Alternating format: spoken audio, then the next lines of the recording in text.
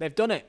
They've only gone and done it. For the first time in what feels like years, maybe 10 years to be more precise, that Manchester United has done something that makes some sort of sense.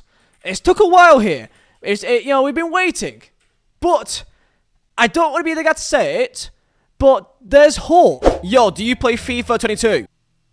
Yeah. Is your team bang average? You absolute pathetic piece of... You're saying that to the viewers? No, obviously. Ah, okay. I mean you. Do you face teams like this? You can't keep getting away with it! Do you know there's a way to get coins? Why are you shouting at me? Then go to userbuy.com for the cheapest and most reliable place to buy your coins on FIFA 22. Link is down below in the description, and also use code Vizeh at checkout to get a discount. Of course, as you're already well aware, Erik Haag has been confirmed as manager of Manchester United, and I thought to give my thoughts on it because it's my channel, so I thought why not. I may not be a Man U fan, quite evidently. However, I know many, and it almost feels like every single person has some sort of relation to Man United because, like, their fans are fucking everywhere. They're like rats. You're never 5 meters away from one, right? Let's be real here. I live in Poland. I play for a football team, and if I ask most of people on my team who they support, I'm not lying. There's probably 80% who are Man U fans there, and maybe some Barcelona and some Bayern Munich, but really it's mainly Man United. So no matter where you are in the world, you're never far away from these lot, so they're always a topic of conversation. Man U fans should be excited. He's got a great style of football, and if you give him the backing that he needs, then he will give you great football. The way that he plays kind of suits around the Man United formula, using pacey wingers and attacking football and that kind of United DNA, which has almost felt like it's been holding them back for so long. It feels like it could be coming back here. Now the question is, who's staying United? Fair to say that probably 90% of the team probably shouldn't be there in a couple of years' time. As just a man from the outside looking in, if I look at who would I think should be a part of the next Man U team in 3 years' time, I'm thinking Sancho, I'm thinking... I think that's actually it. De Gea, to be fair, De Gea is also a good goalkeeper, but I don't know how old he is by that stage. But I think he should still be in there. And then I guess also maybe, I don't want to say Rashford, maybe Ten Hag could get something out of Rashford. He's in some bad form. He's in low in confidence. I still think there's some hope there with him. Will Ronaldo still want to be at United? I think he will. I do think he will. But of course, in 2 years' time, I don't think he'll still be there. Midfield, maybe Fred.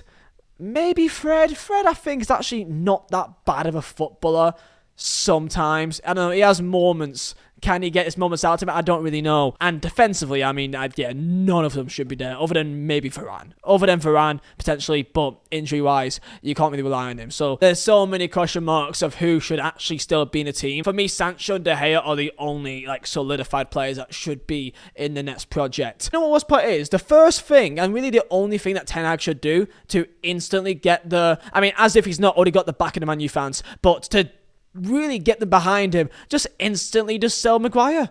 That's all he needs to do. The first thing, he walks through the door and just says to Maguire, pack your bags, and he's instantly a cult hero. That's the levels of how low it is right now, United. That is literally all you need to do to instantly get the backing of the fans. It's an exciting time because United, they are a massive club. The biggest club in England in terms of, especially by fan base. According to Sky Sports, Ten Hag has got 200 million to spend on signings in the summer, and up to 12 players could also be leaving. According to Sky Sports, that is what should be happening. Lingard, Cavani, Pogba, they're all going on a free.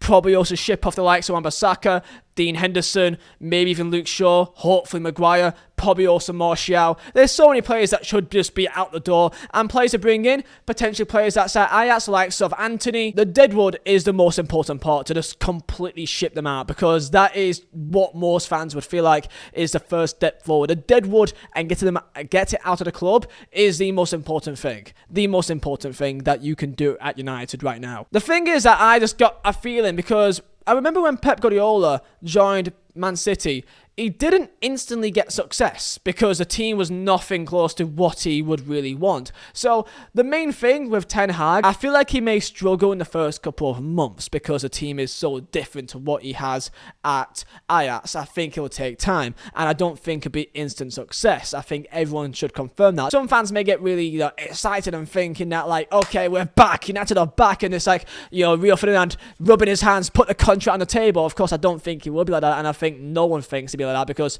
and no one should, because like Klopp and Pep Guardiola, it took them time, a good year or so, to get to where they want to be. And with United, it's even longer of a job. It may take 2 years, 2 seasons before they can really put on an actual successful title challenge potentially. I'm curious about your guys' thoughts about where you stand by this, because with United, it always feels like they're always like they're on the edge almost. The first thing they should do is get a number 6. They need a 6.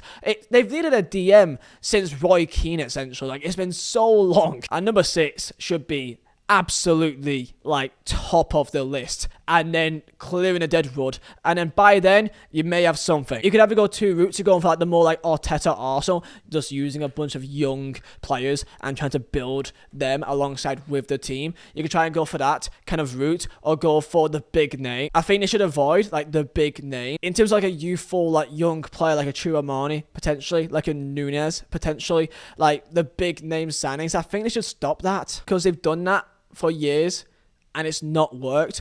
If it's from Pogba's to Lukaku's to debatably, I guess, Ronaldo's, but he's 37. There's only so much that he can really do. These big name signings have to stop and just go for like what City does almost, with like the nice like 30, 40, 50 million signings here or there, and try and build up with the squad. You need a squad that is likable, and I think taking a leaf out of Arteta's book is actually the way forward, because if you have a young team that the fans can like and actually grow to like, they can build with the team and people can feel like they're seeing something happen. That's why I say keep like Sancho. That's why De Gea, I think, well, I mean, De Gea's good, but he's not there for the future quite clearly. That's why I say probably keep Rashford as he is. He's 24, he's not too young, but I still think there's something that you can offer. I think they need to take 2 steps back, and I think they should just sell absolutely everyone that they possibly can within the next 2 years and go for just young players that can be likable and the squad and the fan base can get behind, because I think they need to really do a proper reset here,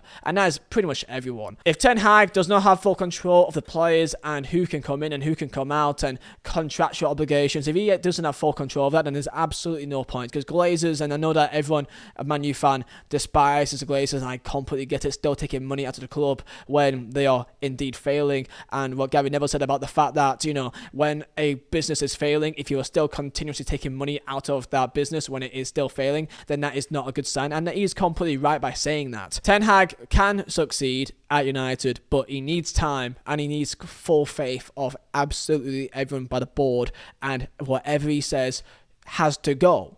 Whatever he says goes, and that is exactly how it should be. And if that is not how it should be, then there's absolutely no point in doing this. Man City and Liverpool are so far ahead of the curve that you need something truly special to even compete. To even be near Liverpool or City, you need something special, and I mean like a 4-year. It will take probably 3-4 years to get anywhere near that level, even with the amount of funding that they've got right now. Man U are already the most expensive squad assembled right now, and they are still that bad. So money isn't the way to do it. That's not all it takes, because clearly what we can see right now is the proof of it, that money doesn't solve your problems. And after all of this, if it still doesn't work and Ten Hag does not get any success, and if the players are still above the manager, because in any business, the manager is above the players. Okay, for Klopp, it's Klopp's team. For Pep, it's Pep's team. But for United, it's Ronaldo's team. It's Pogba's team. Okay, I guess more Ronaldo now, of course. But before Ronaldo, it was more Pogba's team. This has to be Ten Hag's team,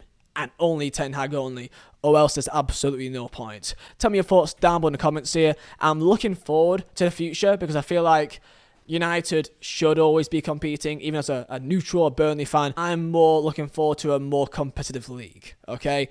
As a neutral, I want the league to be more competitive, and if there's a three-way title race, I find that much more interesting than a two-way, okay? And definitely not a pure dominant league like what we have over in Germany, for example, with Bayern Munich, okay? I'm very happy that Liverpool are who they are right now, because otherwise City would literally be winning every single league title every single season and almost every single cup. So that's why I'm happy to see Liverpool where they are right now, and I hope United joins in, and I hope Chelsea does, because I want a proper competitive league. Tell me your thoughts, and if you're a Man U fan, be excited, because essentially if this guy doesn't work, then I don't know who will.